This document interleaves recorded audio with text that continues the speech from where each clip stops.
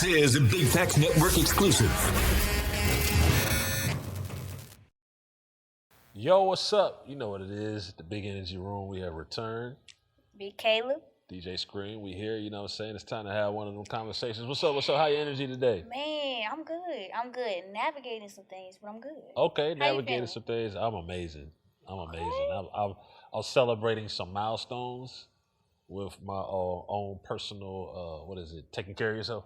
Okay. So I'm like right So at a year. can we talk about them? Can you I'll give talk us about some? it. This is the Big Energy. Come You on better now. talk about it now because I ain't gonna talk about it nobody else. So Come on now. it's just like this makes like right around this time makes around 1 year where I've been on how I start my day and how I end my day. Yes, So I used to sir. just start my day. Yeah. Don't warm up the car or nothing, just I go. You know what I'm saying? But I had it all wrong because it's like my prayer might be at 10 o'clock. Yeah. I've been up since 6 o'clock. I feel you. So I don't do none of that no more. Like I have to get up, be very grateful and thankful. That's the beginning of my day. Thank you, God. Thank you. To the point where God like, all right, I got it. Yeah. You know what I'm saying? Then I gotta go be quiet.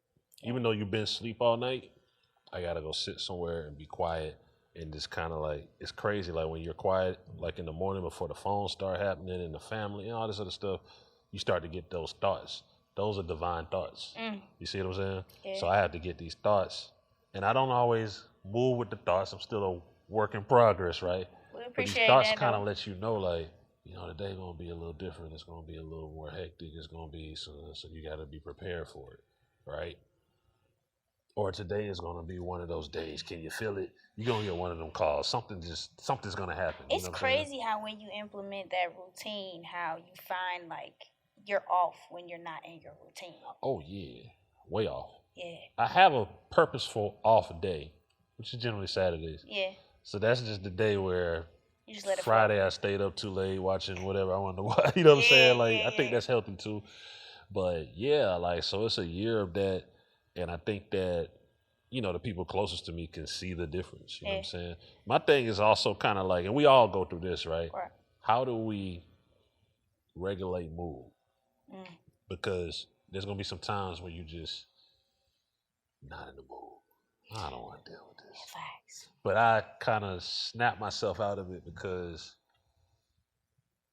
I don't want to be ungrateful. You know what I'm saying? I really don't even feel like going to my daughter's friend's birthday party to be in, but I'm grateful to have a daughter and that she has friends and that to interact.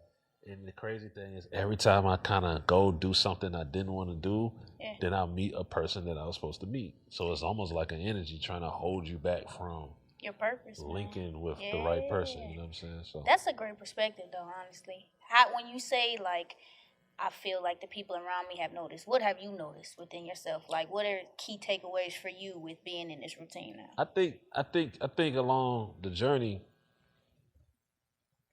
people will ask you a simple question, and this happens generally with therapists. That are you happy? Yeah. Right. So what is happy? Like I could say at points of my life where I was most financially well off, I wasn't happy. Right. That happens a lot. So how do you find this balance? Because I want to be all the way financially well off, right? For sure. But how do you find the balance again? How do you find the balance of that? Not that it's just about finances, but it's kind of like right now I can say truly I've jumped in and out of happiness. It's crazy. 2020 I was happy. COVID. I was unhappy, you know, it was unfortunate that people passed away at certain things, but I was only happy because it was my first time I had a moment to breathe. I tell people I hadn't taken a nap in like 10 years, like no BS. Like COVID was the first time I was like, well, we're all working from home. I'm gonna lay down now. COVID made us still. Like I feel like it was my first like forced still experience to where I just kind of had to kind of sit with myself, my life, where I'm trying to go, you know. And it was, you know, there's better days where you're on a better side of the thought. You're motivated, like, okay, this is exactly what I'm gonna do. I have the time to think about a business plan or an idea I've been sitting with. But then it was like other days where it's like, all right, I'm ready to go. Yeah. But I love that we had to sit in the stillness because it really taught me patience. It birthed, I think, you know, obviously a lot of financial progression, but a lot of spiritual progression, a lot of forward thought, a lot of new thought and everything. I feel like 2020 did that for me. I don't know what kind of crash out I would have been on. Like, I was tripping. I had like 30 jobs. Like, you know what I'm saying? Like, I wasn't talking self-care, huh? Yeah. What? Pass the Cheetos. You know what I'm saying? Like, I don't know what would have happened. So I'm grateful for that. And then, and I think this is something that you're gonna implement today. But then, I won't say I was happy as can be moving into fatherhood. Yeah. But for the first time, I'm navigating unfamiliar terrain. Yeah. So this created so much anxiety. Yeah. Like, it's like, well, what if I'm not able to? Yeah. What if I'm not able to? What if I can't? And these thoughts, these seeds just planted in my head. What if I can't? What if I fail? What if I'm not able to? What if? Right? Because I'm responsible partially for another human being, and that kind of we'll get into that one big energy. But it's kind of like that kind of strayed me off a little bit to the point where it's like I'm being overzealous. But when you get that sense of just calm, it's like, well, you know what? I'm here. I've been here for a while, and I think everything gonna be all right. Yeah. You know what I mean? Like, generally, it's okay. Generally, there's In the beginning, it's always frantic. You know, like I felt like the beginning of COVID, it's that unknowingness. Like nobody really knew what to expect, what was going on.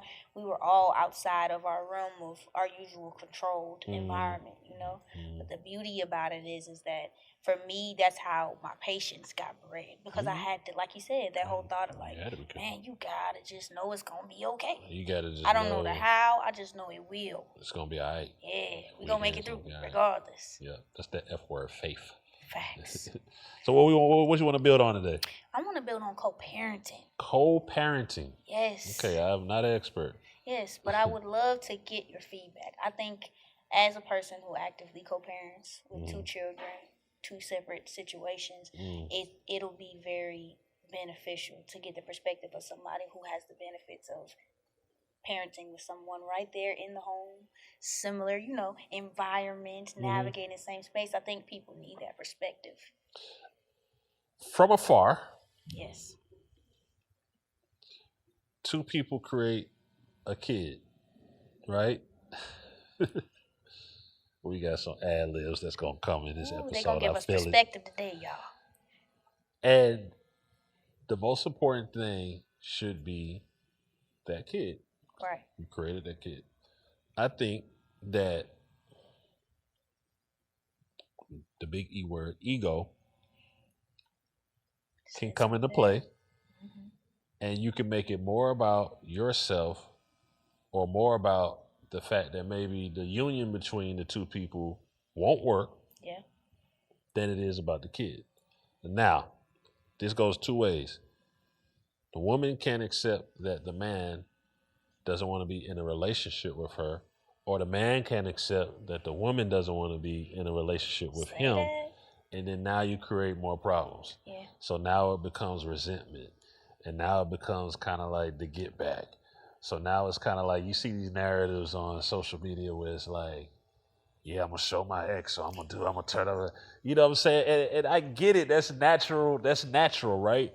But I think that the healthy way, and I'm not saying that everybody's arrived here. Again, I'm no expert. I think that the healthy way is to say, we created something beautiful, right? A beautiful being. Let's make it about that beautiful being. Right. Let me tell you. Oh, boy, I'm going. When I see the village coming together for the kid, I understand everybody's feedback and what they be saying. How could you have? Listen, that's a beautiful thing because they putting their egos and their prides aside for the kid. Facts. So no matter if it's multiple men, multiple women, whatever the case is, they understand. And that's kind of like some African village type stuff. Yeah. It takes a village. It definitely does. To raise this kid. Definitely does. That's just a little perspective to start it. But I think that a big part of the division and the confusion simply just comes from ego and not being able to let go. I would definitely agree. And this is something that even not just the ego of the other party, but yourself. So for me, I've learned that my ego can build expectations for someone to be something or be the type of parent that I envision them to be. You know, when you're in the same household, you have more of those regular conversations where it's like, this is your take on this particular thing pertaining to our child. This is my take. When you're in a co-parenting household, I believe that And I'm learning that you need to have more proactive conversations like that as co-parents in a safe environment. And when I say safe, I mean one that breeds listening and understanding for both parties. So me, I'm learning to be a better listener. But before you get there, right, and this is to our ad-libbers as well, who co-parent as well, there's a very, very, very, very, very essential word that you got to put out there that you have to attain before you can get to that peace. This word is the word closure. So if you haven't sat down, see, if you haven't closed the relationship, if you haven't completely closed out the file, that file is still open, going through whatever it's going through, while you're trying to open the new file of co-parenting. Again, I'm no expert. It's just the spirit talking, but you know what I'm saying? But you know what I'm saying? Like it's the file is open. Like you got these files open and you haven't sat down to tell the person, hey, it's over now. No hard feelings. No, this is just where I'm going as an individual, as me. But you're closing it out. And I think that a lot of people was kind of leaving that file open because it's like, well, this is my baby mama, this is my baby daddy. So, but you still have to close the relationship file. It's your baby mama, it's your baby daddy. It's not your other, it's not your this, your that. If it is your cut buddy or whatever, that's your business. But I'm just saying, if you don't close those files, then you're going to have complication. Facts. Because if you still got the file kind of weird and then homie sees Kayla on a date or you see homie, then it'd be weird. So now you're not picking up the kid. Now you don't want him to now see the kid. I feel you. That's all I'm saying. You gotta close it. That is a conversation I was fortunate enough to have, like with my daughter's father. We had that conversation sitting on our porch before we definitely parted ways, and I definitely agree. It allowed a lot of things to be brought to the surface that were issues in the relationship side of things that either of us may not have been aware of, but we created a moment and an opportunity for us to be able to speak. But I don't believe that immediately we both resonated with each other because it was so fresh.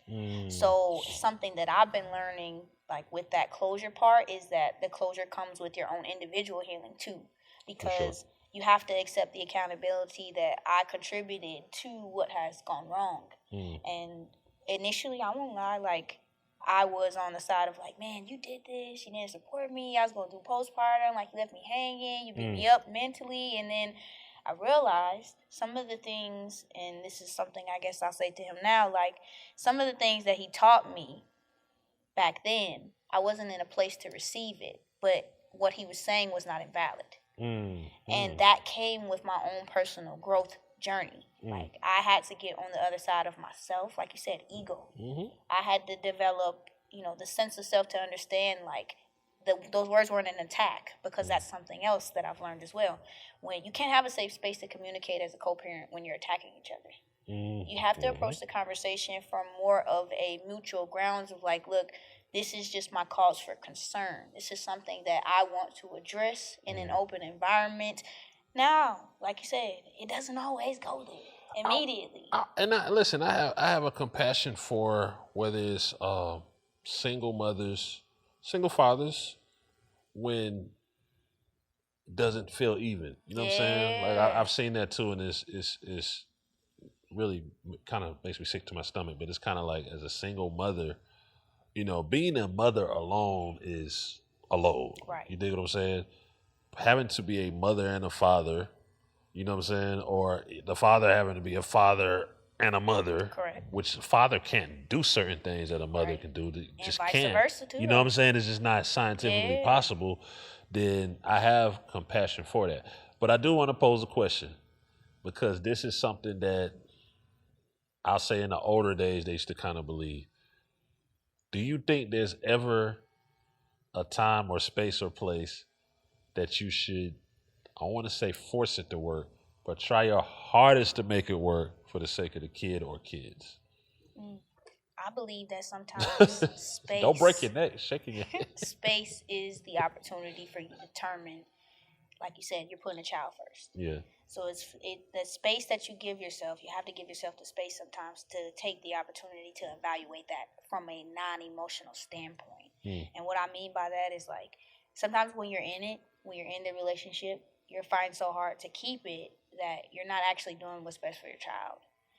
And so you gotta really have the cognizance to be able to say, okay, like I'm not going to sacrifice myself for this thing because it's not what's best for my child. Because if I'm not my best emotionally, spiritually, physically, if I'm just angry all the time, if I'm hurt, so I believe we all have a limit. And that's what feeds into the answer to that question. Like you have to know your limit. And if you're exceeding your limit on a continual basis, you're never going to be happy or healed. You're not going to reach that. And so part of that is, I believe sometimes therapy is a good solution, like maybe going to a therapist and being able to have a mutual, and not even just a therapist, just having a mutual party, which is sometimes hard to find, that can speak to both sides of the conversation, to give perspective where the emotions may be misconstruing things. I do believe knowing your limit is how you keep from staying in things longer than you are supposed to. What was or what is the thing? Because my thought is, on both sides, there had to be something good about this person for you to be with the person, to have eventually a child, have a child with the person. What's the thin line, though? I'll try to just understand it. What's the thin line between, I know that there's some good in this person, and these are the things I like or love about this person, but the thin line now has been crossed, and now it's just like, I can't. Yeah. Like, I really had to give it space to see the good again. And that's how I became a better co-parent. Because when you're heated and you're in the moment, you like, man, I want to rip your head off. Like, there's nothing that's good about you, and that's a perspective thing. So for me, I am so hard on, and that's just a personal thing that I have. I do not want to ruin my heart. I want to keep my heart in a pure place with pure intentions, and I have to acknowledge and be open to the fact that I don't always feel good about my interactions with people, and that's okay, and it's human. And so my responsibility to keep in that goal, which is I don't want to be tainted. And when I say tainted, I mean like I don't want to become anything less than big energy to everything that is my surroundings and my interactions. I don't want people to have this horrible experience with me because I'm just hurt and I'm walking around hurt and with trauma and triggered by things. So my accountability to myself is I tend to just step away from things. I'm very much a communicator, and so I'll try. And sometimes I'll try. You think that's running, though? No, the reason why is because I will try and try and try. And I've learned too that sometimes you can't force the conversation. True. Sometimes other people aren't ready to receive you, or maybe you're not ready to receive their perspective. So that's why knowing when to give it space is so essential. How you do that, for me, my thing was my daughter. My daughter got in the car from daycare one day and she was like, Mommy, she was like, what's wrong? Because, she could feel my energy. She was like, you and Daddy were fighting again? And that was that was it for me, where I knew, okay, I need to prepare to separate, and I need to prepare to be in that space of us not being together. Like the togetherness isn't together because she's not seeing it that way. She's not experiencing it that way. And that's the whole part we're holding on to this thing. It's for her to have a good experience with both her parents. And if she's seeing both her parents as being a toxic environment, that's not a cycle I'm willing to repeat.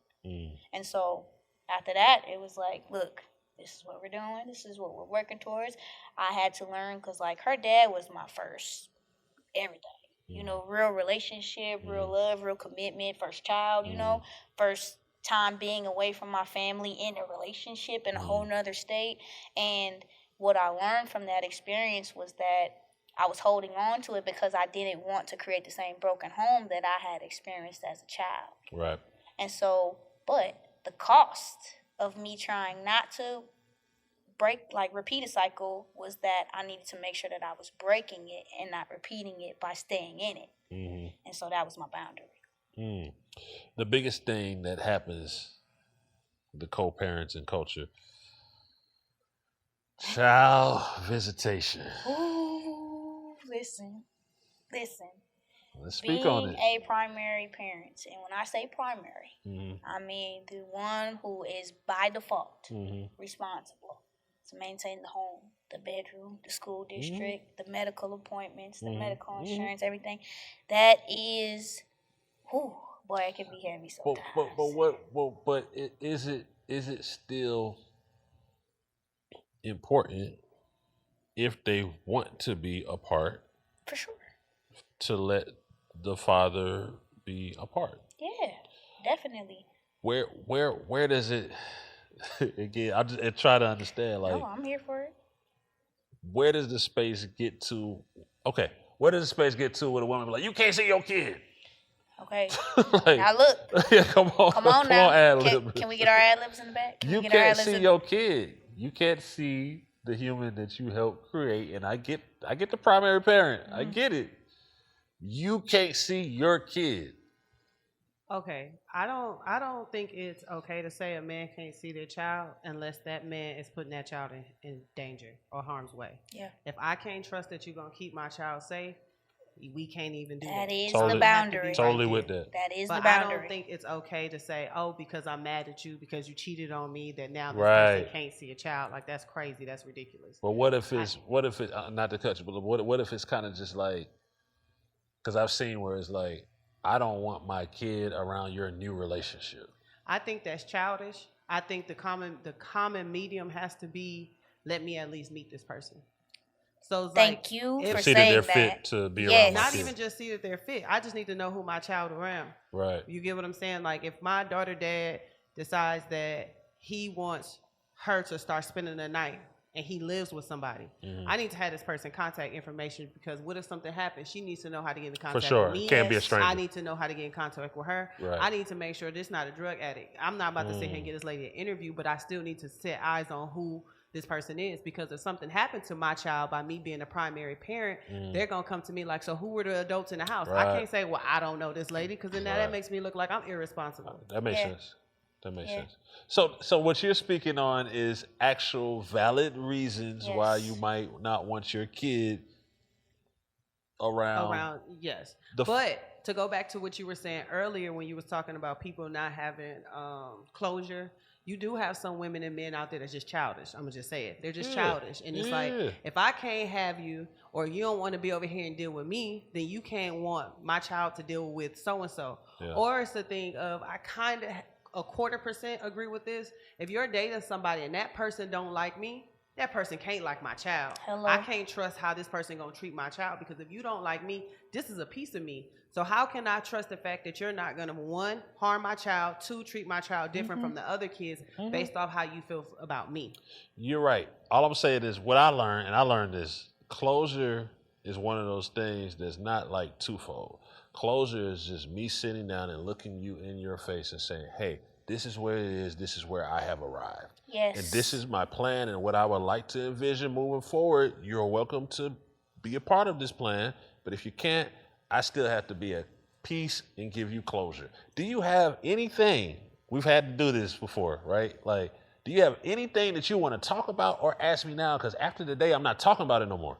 That's what closure is. That is if you got the something part. dancing in your head, well, I did want to know why you. Okay, let's just talk about it to get closure, because we don't need to go around another 20 years with something lingering that's going to affect our kid or affect something else. That's all I'm saying. Like, that's the closure. That's the stuff that, as a parent, you know, looking from the other side, when there's conflict or when there's, you know, grievances, that's a lot of times what ends up happening is that conversation is never had. You got to have that conversation. Yeah, so like, I literally, I'm sorry, like, No, I you're good. literally read that, went on a closure spree, and met my wife. yeah, I'm telling you, and that's beautiful to know that, because I feel like I'm in that season now. So like I said, with my daughter's father, that conversation was a little bit more immediate, like before we separated. My son's father, I was on the side of, and this is me being transparent because this is what we do in a big energy room. We had some grievances. We had some different type of energy going on in the initial. And so here recently, we were able to have that conversation. And I realized, based on what you're saying, like the value of that was like, I'm not carrying that anymore. I'm not thinking it. So like me and my son's father, we were basically already having grievances when I found out I was pregnant. So for me, pregnancy, having the baby, like it was just a different experience than what I was used to with my daughter. My daughter's father, we were together. We took the baby home together. Like we had a one unified, unit for 3 years prior to any separation, beef, any of that thing. And so with my son's father, it's pretty instantaneous. So it was a totally different experience for me. So going back to your question, when was there a time for you to not be agreeing to, look, you can, for me, I didn't say he couldn't see him. I said that my preference was that my newborn baby, who is at this point a month, 2 months, is not going to go stay and do that thing of transitioning households in the beginning. And, what Shai said, there was a dislike, a malice that was had there. And so, I had my feelings as well. Definitely. Now, I'm a bookmark it. Go ahead. Let's just bring it into the average man, right? Yeah. The response is always going to be, what you mean I can't see my kid? That's just a natural response. I'm not saying it's right or wrong, but that's a natural response, right? This is true. It's definitely a natural response because we created this child. And yes. Together. The way society, and we're supposed to be in this gender equality world right now, but it's not gender equality. Yeah. It's different roles. And for a lot of people, they feel like the mother always said, this is my child.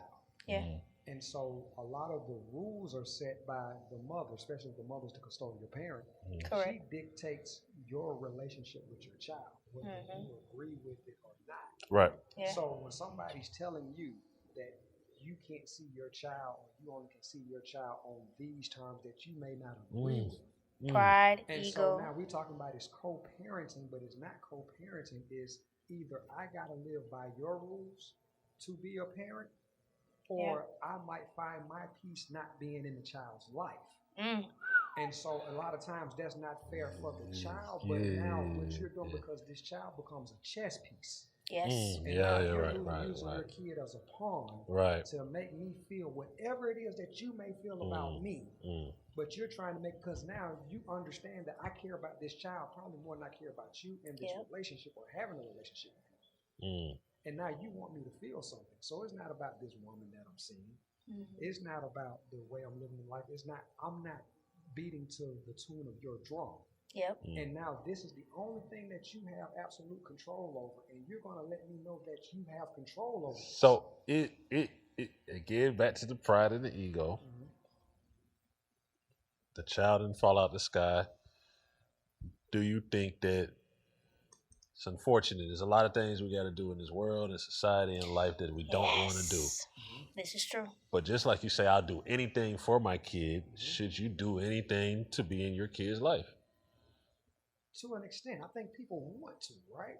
Yeah. But at times, is it worth your peace and your mental sanity? Yeah, but you get into your peace, but you saying that I created this kid with you. But I can't battle, because a lot of guys, and we got to understand, court systems is a little different. Yeah, that's right? if it's go ahead. So now I'm battling you, I'm battling the courts, and shout out to Big Facts, because Boosie said this. A man can't even be a parent if he ain't got no money. So now I got to be a provider. I got to figure out how to provide for you. I got to take care of myself. I got to be able to take care of you at a certain extent. And I got to battle with you to where it gets so petty to where the kid can't wear these clothes over here. The kid can't come to this house if this woman is here. Yeah. The kid can't do this. It's just a bunch of rules. And I may not want to have to deal. I don't even have the strength to deal with that out on fighting the world every day. You're taking all of my check. I can't even have cable. I can't wear what I want to wear. Yeah. And I can't see my child without that does sound a little bit Yeah. Because the thing is that once you create this, that's what I'm saying. Your life instantly changes once there's a kid. There's no longer so much I. You know what I'm saying? I'm just saying, what you're saying makes full sense. And that's why I brought up the man saying, what you mean I can't see my kid? It's like a switch. You're going to get defensive. Like, what you mean I can't see my kid? Like, Everything he said, not to cut you off, is exactly what was told to me. Right. When we had that sit down that you were talking about, that closure statement. Because it was like, what do you mean? You just kept my kid from me for 7 months. No, I didn't. All I did was cut off access to myself in a certain capacity. But could that person come to your driveway and see the kid? Okay. It was always an open door, but you know where? And my accountability to myself is because my feelings were so hurt by everything. The pregnancy, everything. I never did my big energy thing and proposed that conversation. What about the day of birth? Like, he was there. Okay. He was there. And what the conversation was is like, no, well, he can't go over there. So, but we had already had this conversation prior to, though, where I had kind of said that, like, hey, he's breastfeeding, like 3 months, 4 months, 5 months, then we can maybe start having that conversation. Going back to what Shai said, I'm like, boom, I just want to be able to sit down with who is going to be around and have a mutual understanding, because there hasn't been understanding. And so the second thing was, just bring him over to my mama's house. I feel that, but there was grievances there as well. So even for myself, looking back and having the conversation later, I was like, you know what? I could have let my pride go there. I could have let my ego there. Now, did I ever block or, no, you can't ever see your kid and all this? No, that was never the conversation. It was something that was assumed based on the fact that I wasn't presenting those alternative options. So for me, going back to your statement, the closure be so necessary. Because the closure is where you establish your feelings, your perspective, and then you begin the journey of establishing your boundaries. So, okay, cool, we understand that this is how this made me feel, this is how this made you feel. You felt like I wasn't listening here, I felt like you weren't listening there. I should have spoken differently to you, I should have handled you differently here. And so, for me, it's so crazy because, like you said, that pride and ego thing, like, because we went through the courts and all of that stuff after the fact, it was a lot of pride and ego involved. Like, we could have definitely avoided that situation. However, I'm glad that it's there now because it set the standard for that interaction based on, like, my daughter's father. We went, he had another girlfriend, and we sat down. I said, hey, we had already kind of had that conversation, like I said, when we had the closure conversation. And it was like, sit down, Dunkin' Donuts, boom, look, this is such and such. Hey, I'm Jaylen's mom, boom. Like, good, that was like, we really still ain't even had the proper thing. We're working towards that. I really just seen you in the courtroom. You know what I mean? Totally different space to navigate. And so that whole time, I'll be honest with you, Scream, like, I'm like, man, he owe me an apology. I've been doing this by myself. I ain't never went to begging about nothing about my children, not from a pride perspective, but really, honestly, as Derek said, like, just the peace part. Like, I realize that our interactions are so toxic. They're so driven by outside energy that we've lost the sense of the you and me that was here for my child. And so I've never been in this situation. So that's another part, too, where you have to be able to admit to yourself that you need outside perspective, because I've never done this before. My experience, especially having multiple children's fathers or multiple children's mothers, everybody's not the same. They're not the same type of parent. Most of them don't live the same type of lifestyle. And so that was something I really had to learn in that place of stillness. Like, was I upset? Was I angry for a little bit? Was I hurt by certain things? Absolutely. I had to get on the other side of my own thoughts, though. Because everything he just said is something that I had to come to realize, like, as hurt as I am, as frustrated as I am, he's feeling that from a different perspective. Was all of that hurt based around the process of, like, the child and childbirth, or was some of that hurt pouring in from the union? It was both, to be honest. It was like, you go through postpartum, like you're dealing with kids. All my family is pretty much back home. Like, shout out to my sister and the people who did support me. Everyone kind of knew what was going on in the situation, and that was another thing I didn't like, because I don't like everybody in my business, but they were anyways because of who I am. And so then it was like, everybody's like, man, to be honest, they told me don't have the baby. And so he was the first time in my life where I've made a decision that nobody was really for. It was a select few people that just hey, you make your decision and you do it. And so even that, it was like I was battling. This is how I felt. I felt like I was at war with my home front because everybody's like, "Why are you doing this?" And then I was also at war with, my child's father. It was a hard thing to navigate and still be peaceful and still be big energy and big Kayla. So it was hard, but I did it. And now being on the other side of it, like, it's so beautiful to see my growth. So this is like my 1 year anniversary of just feeling at peace. You hear me? Yeah, finding peace. Feeling at peace. Like, everything you're saying is so necessary.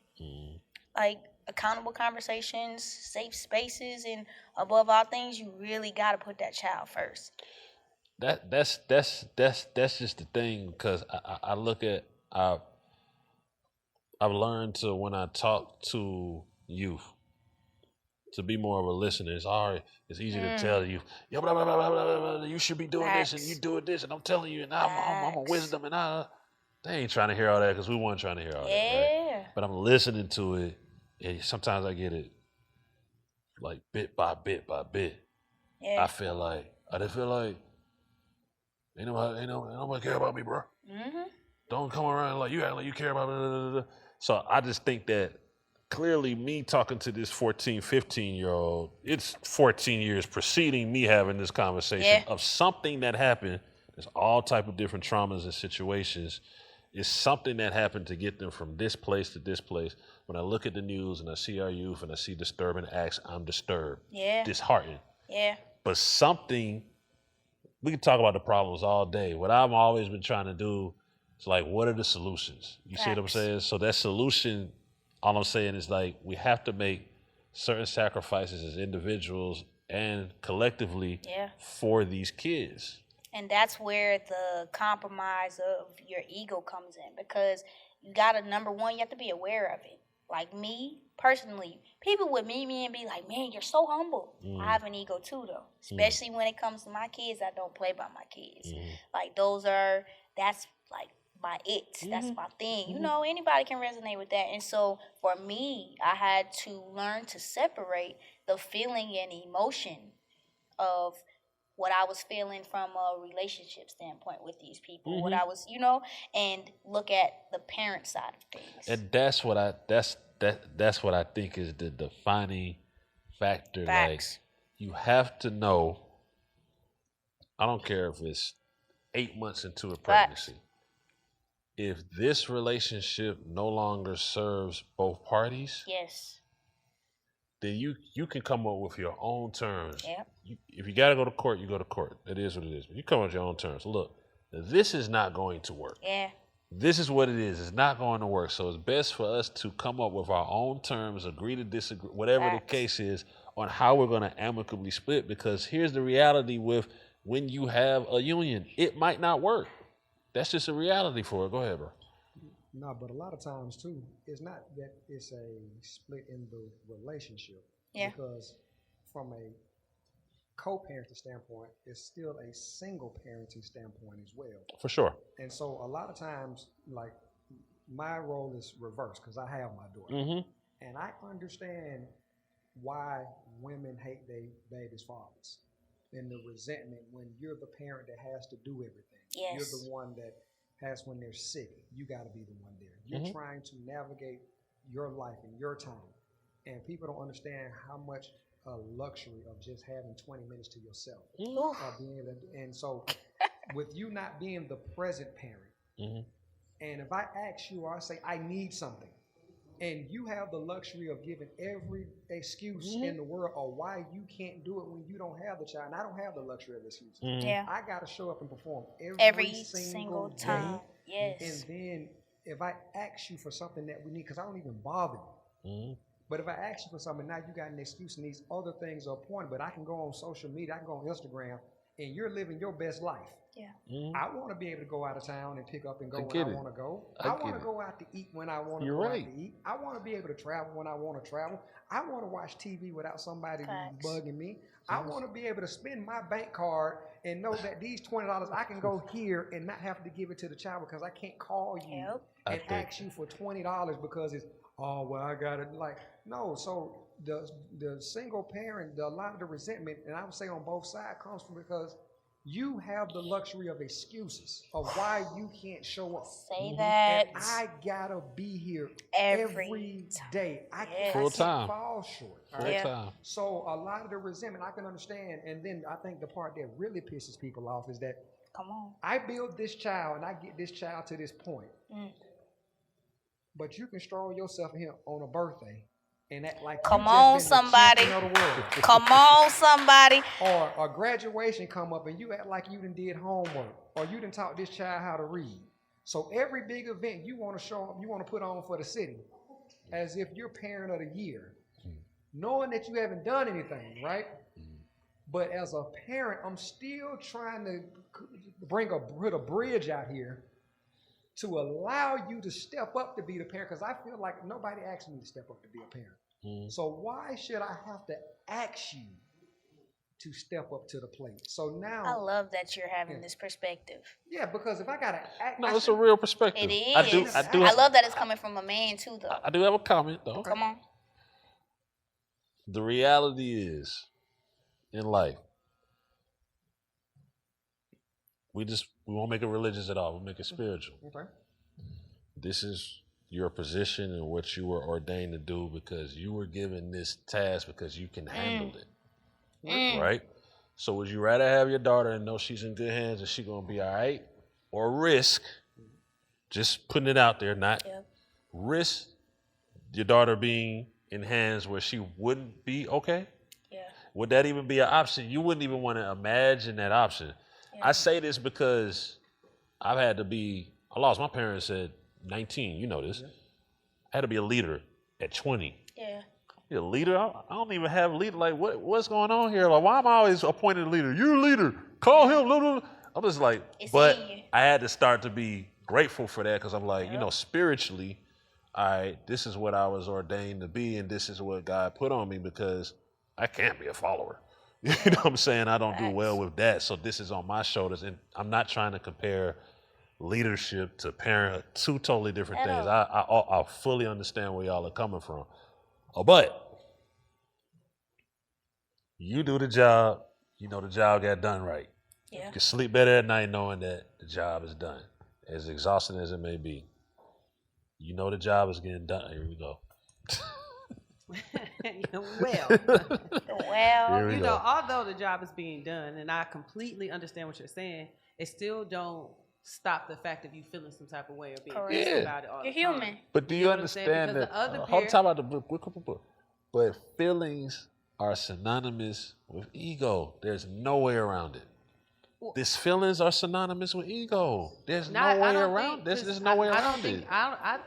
I don't think when Kayla had these feelings and she allowed any of the relationship to leak into the parenting, it was her ego. She had to admit that at some point. I did. I definitely had to do it. Okay. That's how I forgave, though. I think that her situation was a little bit different because she was speaking on the relationship aspect, and now the relationship isn't working, plus co-parenting. Mm-hmm. Yeah. Okay.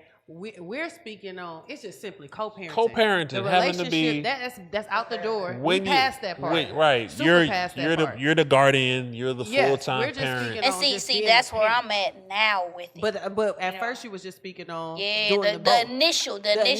We passed that. Yeah. Now the co-parenting though, we here because that is what a lot of our grievances come to, is that when you're the primary parent, there's a lack of understanding oftentimes for the true commitment to parenthood that it takes to be there every day with your child.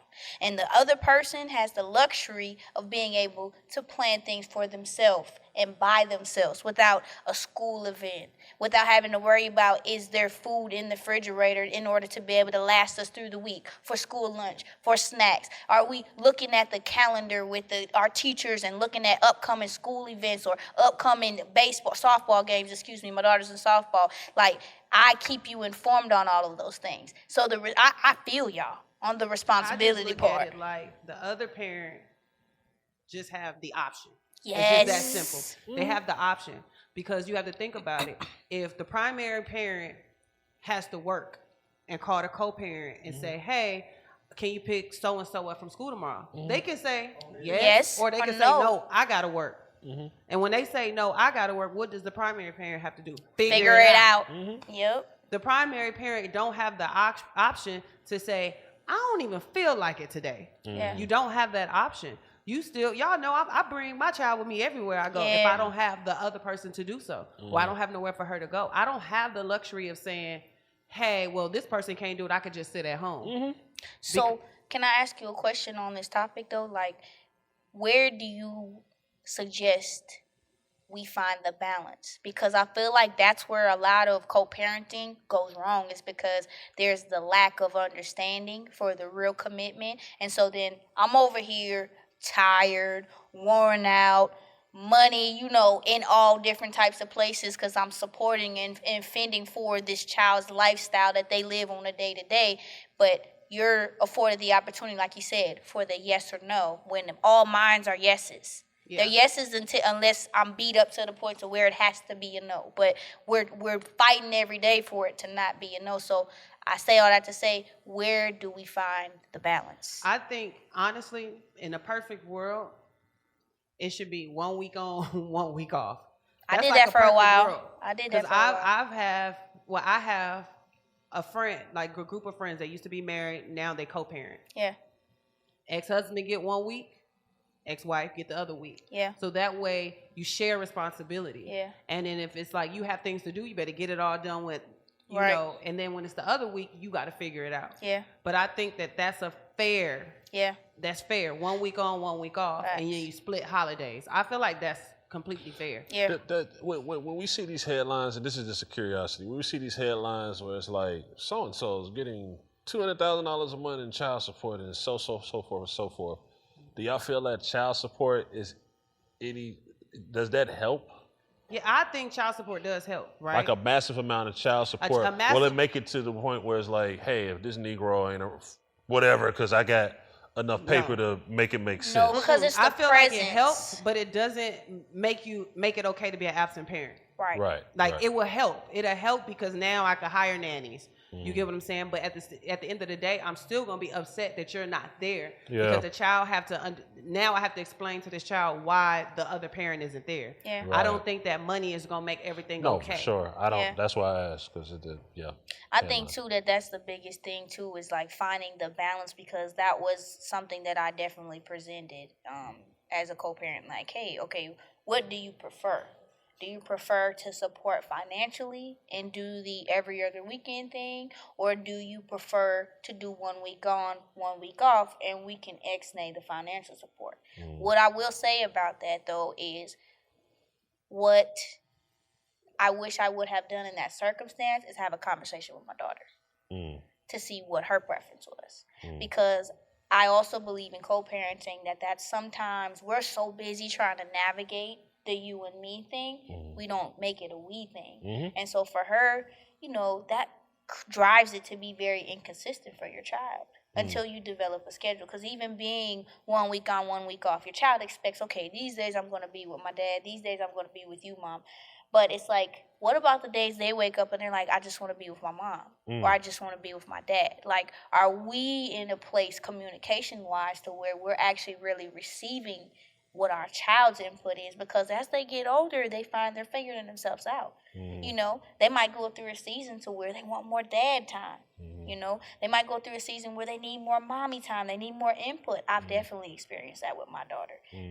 So I think that's something that we as co-parents need to be more cognizant of too, because the reality is like you said, that child did not fall out of the sky and outside, and that's what I've been working on. I'm not a perfectionist with this. I'm a novice, and I'm learning it every day because I deal with two different situations, similar principles: ego, pride, poor communication, misunderstandings, but totally different people. And so as a person, I'm trying to be very accountable for what I just said, like factoring my child more into it as I'm making decisions on their behalf, because imagine, like, as a parent, you already have to do that. You make decisions on your child's behalf.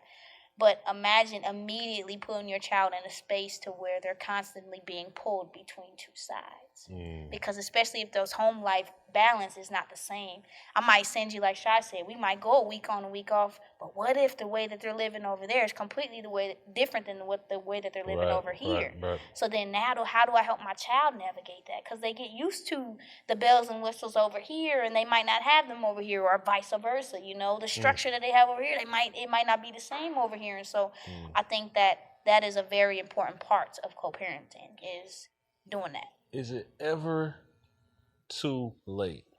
Meaning, No. as in, let's say that person hasn't matured to the point or hasn't reached that point in their journey where they can be that other parent. Yeah. Let's say that doesn't happen till 12, 13 years old. Let's say it doesn't happen till the kid is in their 20s or 30s. Is it ever too late? I'll be honest. This is something that I strongly considered, more so with my son's situation. I made that a prayer for myself, and this is just a me thing. This is just how I think. I didn't want my son to ever grow to resent him because of my experience with him. So something that I did with both my daughter and both my son was that, you know what, I'm going to protect you at all costs, but I'm going to let you experience your relationship with them for yourself. And so that was my push for me to get over like the things that I described to you and go back and have those conversations and get that closure, because it was like, I don't want to be that mom. I don't want to be, like I said, the pureness and I don't want my heart to just want be your heart to be so, pure, right? yeah, You don't wanna be tainted. I don't want to be tainted. So I don't want to take my children from my taintedness, because that's not their experience. Like I as a mother, I owe them more than that. I owe them the right to their own experience, and I'm here to support you as you navigate your experience. So I can't tell you your dad is such and such, because that's who he was to me. He's not that to you, and I pray every day he's not that to you. And I may make you aware if you ask a question. You know, because there's going to come a time when that kid is grown enough to ask the question why, and they start to ask the whys. And I mean, do you be open and transparent and truthful with those whys, or do you? For my daughter, she experienced the separation with her dad, and then she experienced the separation with my son, and I'm still navigating, communicating that to her, because she's 8. You know, I believe she deserves the explanation, because it was a decision I made, and she's a part of my realm and my sphere of energy. So I'm responsible for whatever exposure she's had as a result of that. I believe you have to know your child.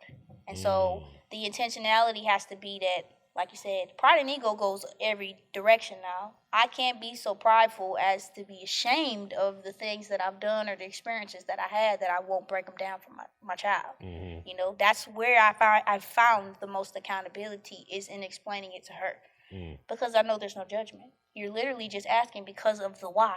And that's all. It's not you made a bad decision or you made a good decision. It's just, I just want to understand this so I know. Right, because I have to look at other situations, and I'm To be honest, my daughter has been the best tool I've had navigating co-parenting. To be honest, it's that them conversations make me think about it different. Where I'm like, because when I say it to her and it comes out my mouth, I be looking like, that's a you thing, and you need to get to the bottom of that. I'm gonna give myself grace, but you need to figure that out. And I would tell you, it does get to a point where it's too late for co-parenting. Because a lot of times we still think that kids are just kids, and they're not processing, they're not seeing, and they don't understand what's going on.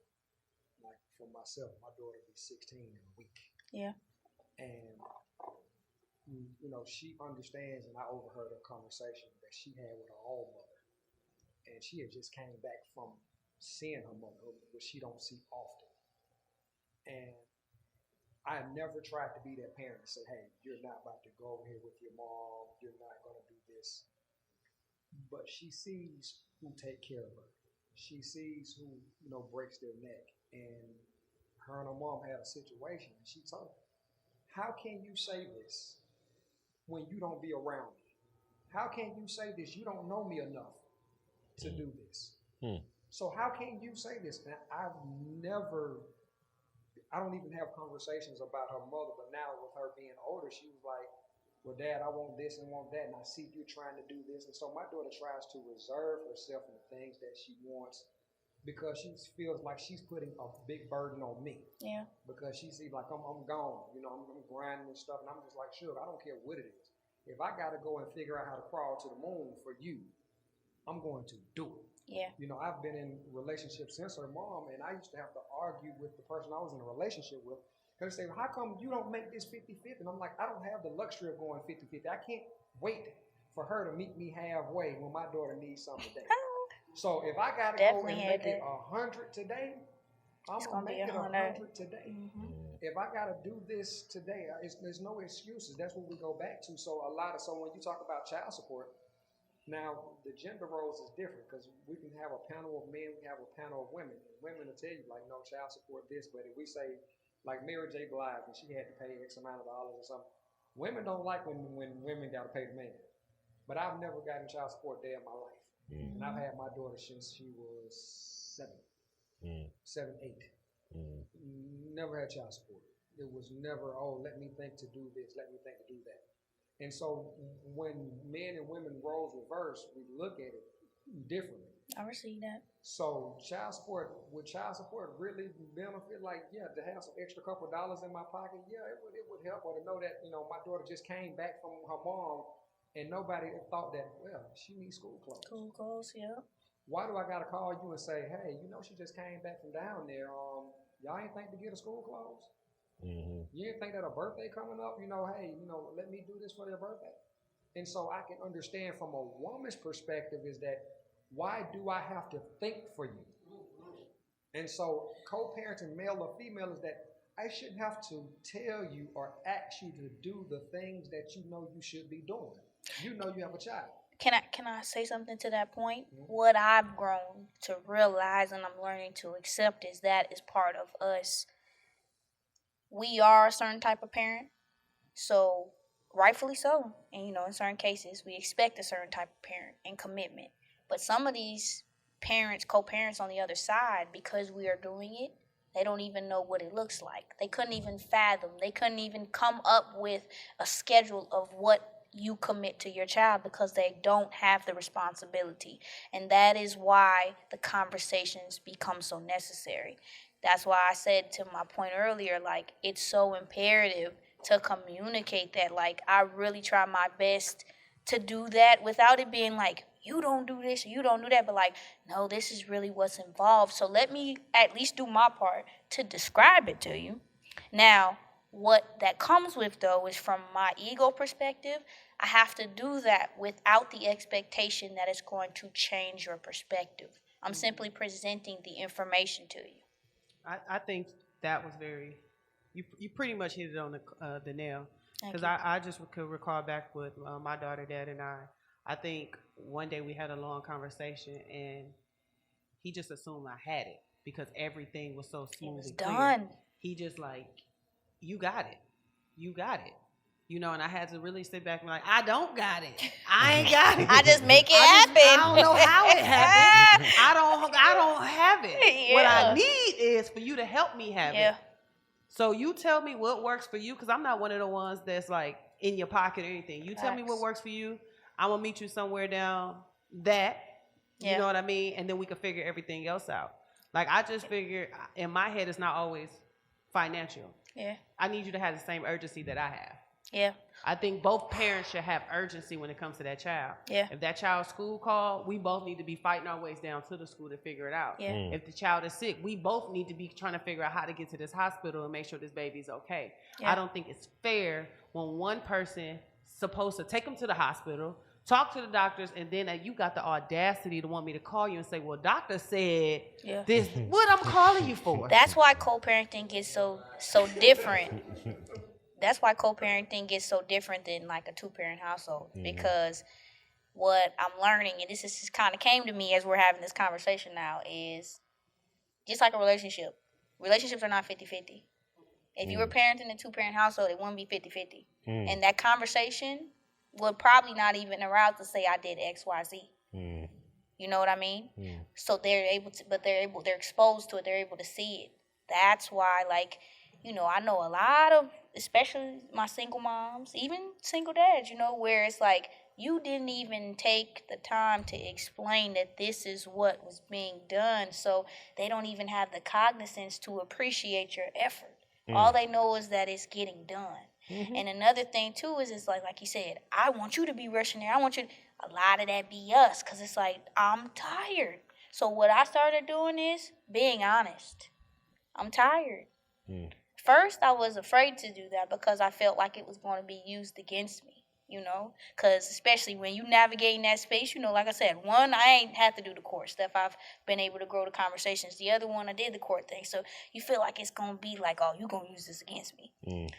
What I'm working on a daily basis to expand and maintain with both of my co-parenting situations is a healthy and safe space to where you can live your life and be who you are and have your obligations, and you can still express them in the same manner that you would if we were together.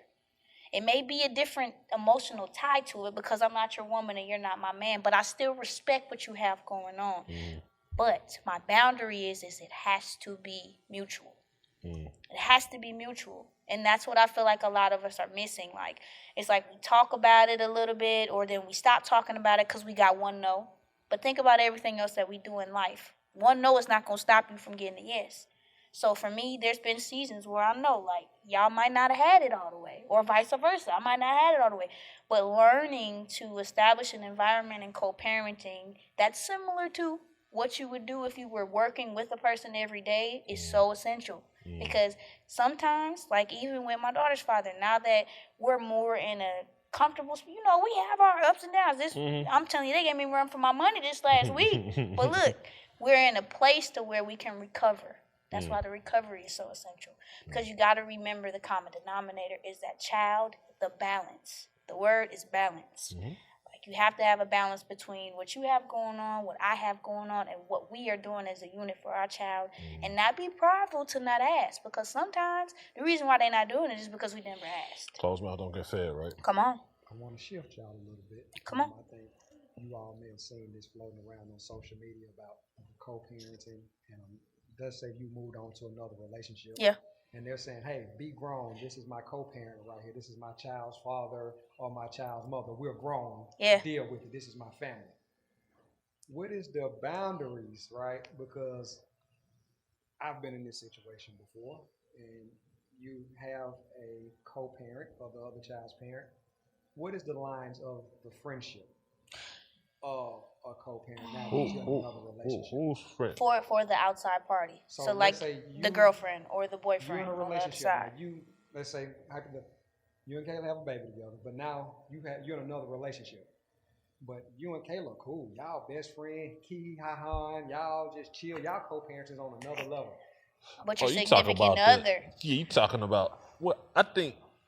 But that's another form of co-parent, because a lot of people, you'll be surprised, cannot handle the fact that we're cool. You're cool with your child's mother because they, in their mind, only thing that they can process is that you was just jumping up and down on this person. Well, here's what I always say. It might be unpopular opinion. Go ahead. In what world do you think that these people may not cross that line again? Am I supposed to be naive in the sense of I'm with this person and they may not cross that line again? Not saying that they will. That's not the case at all in probably most of the situations. Yeah. But there's a number of situations, right, where that line still gets crossed. Y'all had a kid together. Yeah. That's what it is. It's the fear of the flame being rekindled. And I say, I've definitely But this is why I'm talking, going back to that closure. Yes. Because if you can look at everybody in the eye and be like, look, this chapter is closed. Yeah. We burnt up the book. It's in the, you know what I'm saying? Yeah. But if the book still has pages to be written and there's no closure, then you have to. It's no different. It goes both ways. Like that's just. I believe the respect has to be on both sides. Like when a person enters into a relationship that has kids with another person, that person needs to be properly informed on the cadence of that That relationship. is You know what I of mean? it. So That's you have all to I'm give saying. people the power of choice. Mhm. Then too, let's say we are cool, because I know plenty of cool co-parenting relationships. Like one of like my daughter's coach, like they're awesome parents to their daughter, but the mom is getting ready to get married and they can dap each other up. That's where that conversation comes in. Let us make the introduction. You create a comfortability. You create makes a sense. cadence. You know what I mean? Because now the reality is I may be extended family to him. You may be his immediate family, but family is still the common denominator. We're all working together. And when they say it takes a village, it's deeper than just cousins and aunties and uncles and grandmas and grandpas. Like, it's those extended relationships that we create for children too. So for me, I believe it's about having conversations. It's Still come back to closure. communications. You It know still what I come back to mean? closure. But I'm with you. I mean, I've seen it. I've lived a scenario and I've seen scenarios. Yeah. I know men, when you go back to ego, we're arrogant. And we're going to feel like, oh, that's my baby mama. I can do hit, it. I can hit my baby mama. You know what I'm saying? Go. And men feel that way. And I've seen women say, oh, she think that's my baby daddy. He'll give it to me, and she will Definitely both create a ways. scenario to make sure that it happens. But I've been like, right hand to God, I have not touched my ex-wife. Like, I can sit in the room, and unless I'm just mad because of the stuff she hasn't done, I can sit here and have no desire to touch her and can sit in the same room. I wholeheartedly, I'm the voice of reason. I wholeheartedly believe that. Yeah. I believe it. There's no place on earth where, if that's the situation, and if you go to have dinner with your ex-wife or are in a whatever, y'all going out of town or whatever the case is, that the other person, these are just thoughts. We don't act on all our thoughts. Facts. It's a thought that has to Facts. happen. Like, I hope I ain't being stupid here and being naive and they over there. And it's just a thought that's got to happen. Yeah. That's just normal. That's where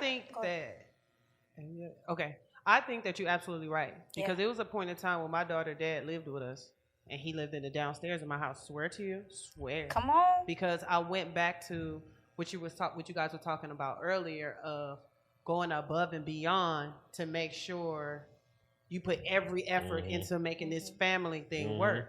So obviously the relationship didn't work, but I still considered him family. Yeah. So if he fell on hard times, I got this house, I got it downstairs we don't use.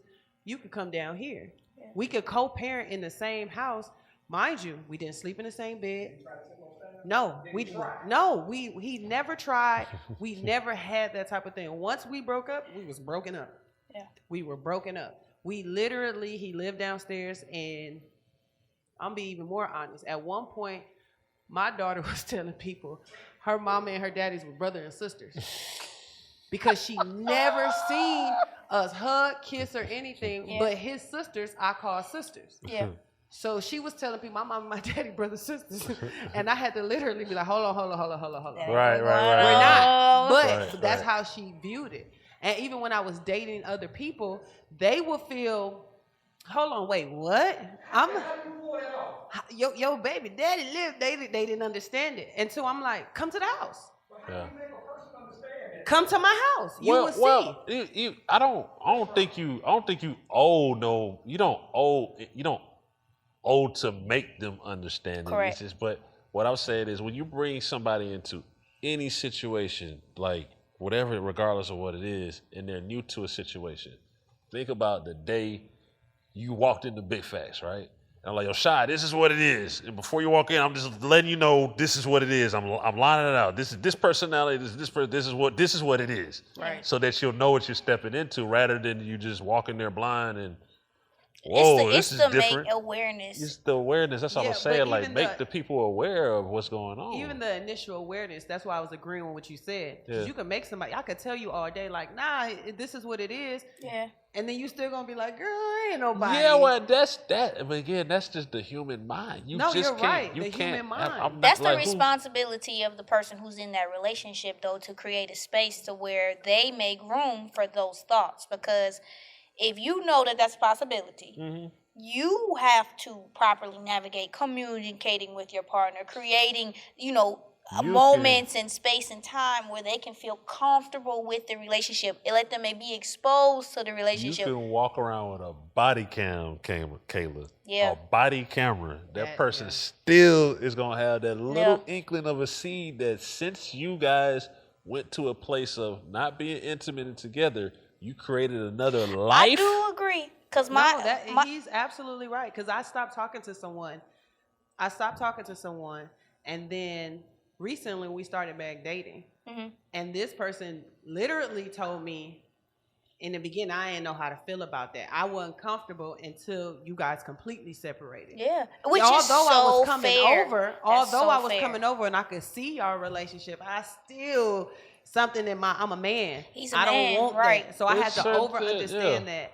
I live sometime in this fantasy world of everybody, Hakuna Matata, we all can get along, and this is it, and we just trust everybody, but that's not really what it is. That's where co-parenting can complicate relationships to follow, because it's like, I want to create this healthy environment and cadence, which is why we're having this conversation, might I add. That's why this is the topic to have, because it's like, I want to date and have a healthy relationship and, commit to a person and still be able to navigate these situations without there being that thing. Because like even for my daughter's dad, like, not to keep putting anybody on blast, but like he had told me after the fact that one of the situations he was in, that they were just so hell-bent because I look the way that I look and I am the way that I am, like there was something going on. So you're absolutely correct, and we haven't touched each other in years.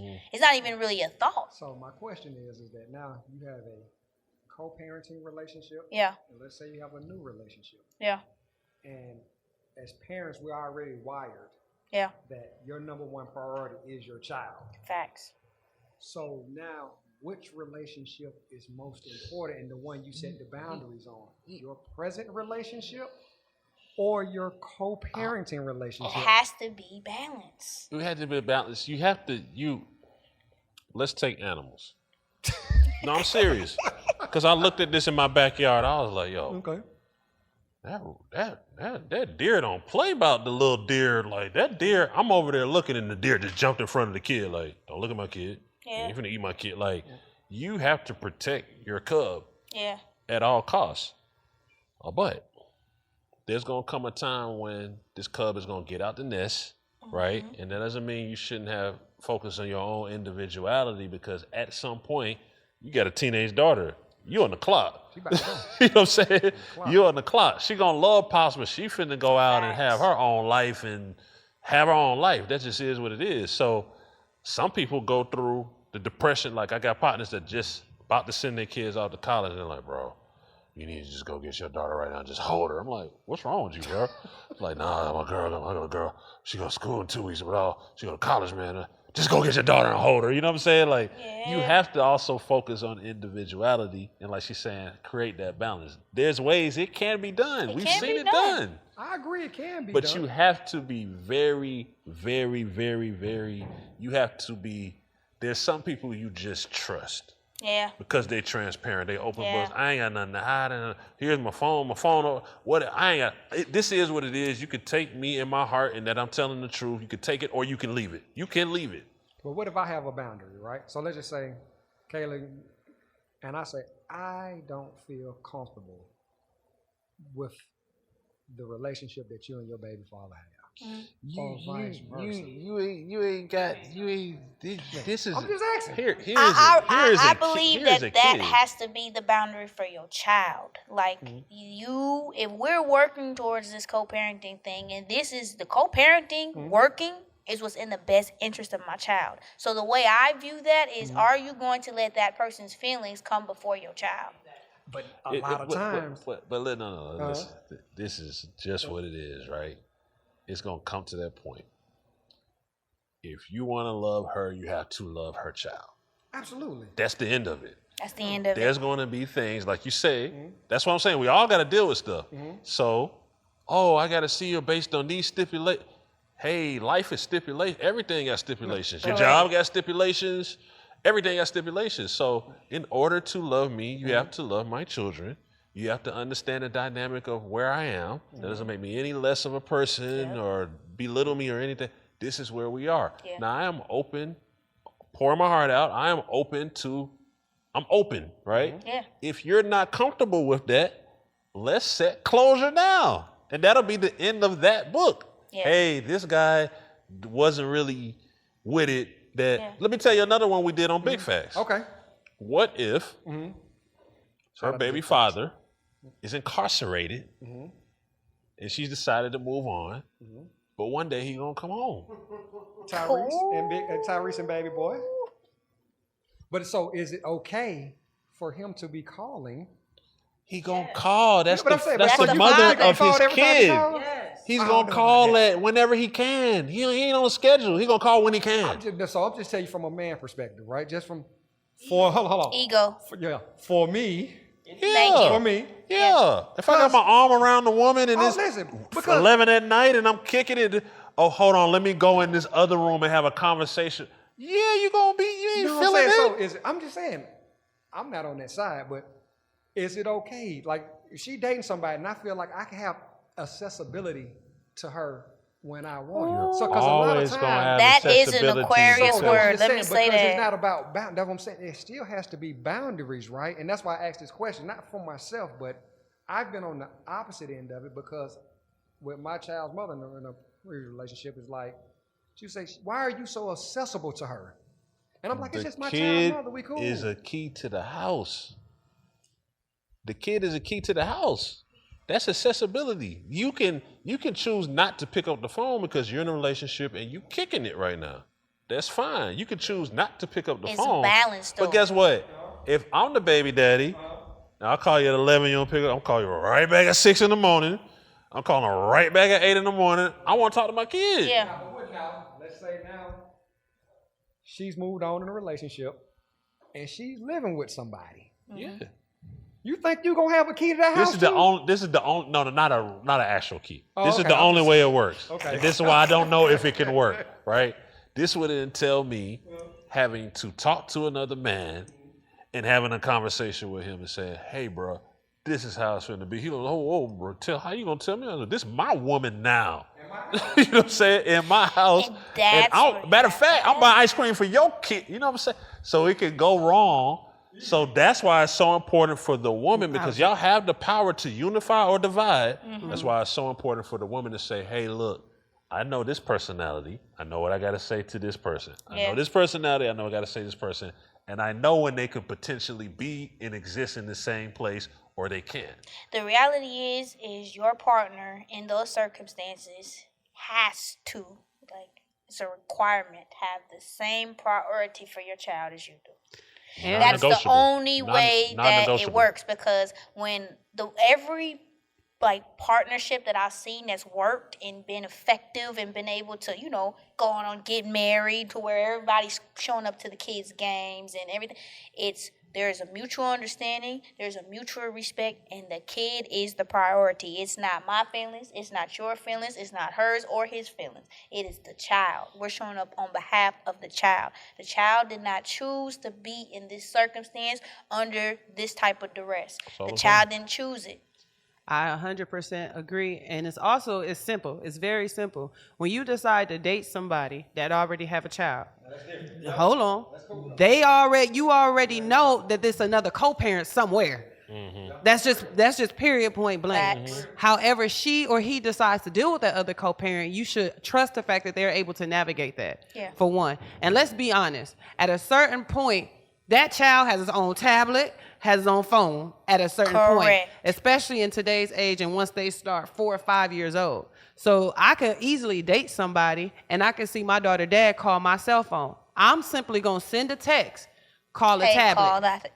Or I'm going to tell my child, "Hey, call your daddy. He calling right now." So that way, the person that I'm with, it don't even really matter. But if I do answer, he's only calling me to talk about the child. It's no, let me go to the other room and talk to this man. It's, "Hello, what's up?" But you my homegirl. Who? You.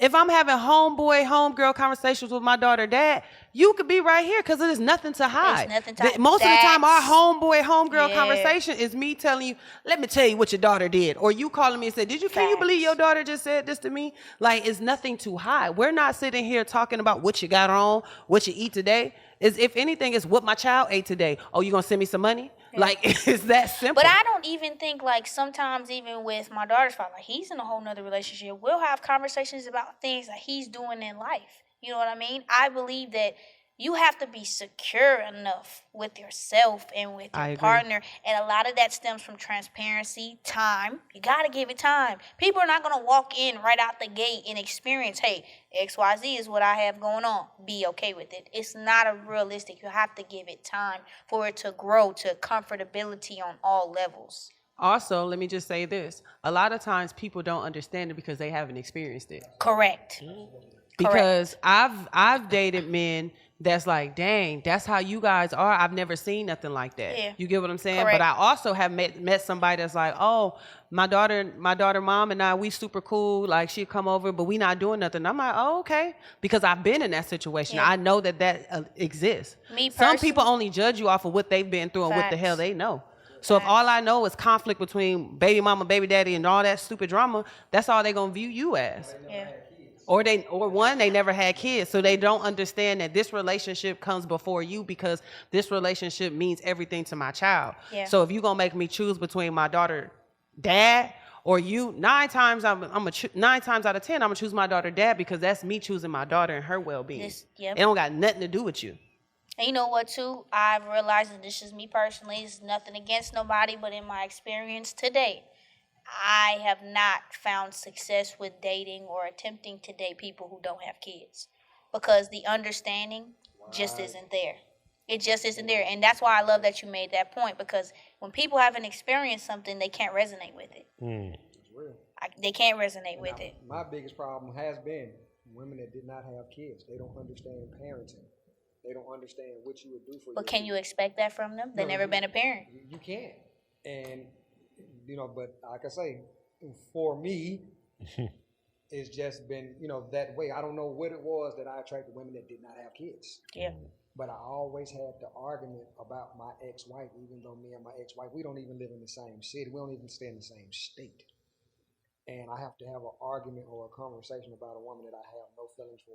Because there's a in relationships, there's just there's a possessive trait. You know what I'm saying? This is my man. This is my woman. That's just something that will exist. Now, you have to mature enough to deal with those possessive traits. Yes. And you have to kind of look at that a little bit as they care. Yeah. You know what I'm saying? Because they want you to be theirs and they want the gratification that this is the balancing of that thought, because reality is we shouldn't try to possess anybody. Correct. You know what I mean?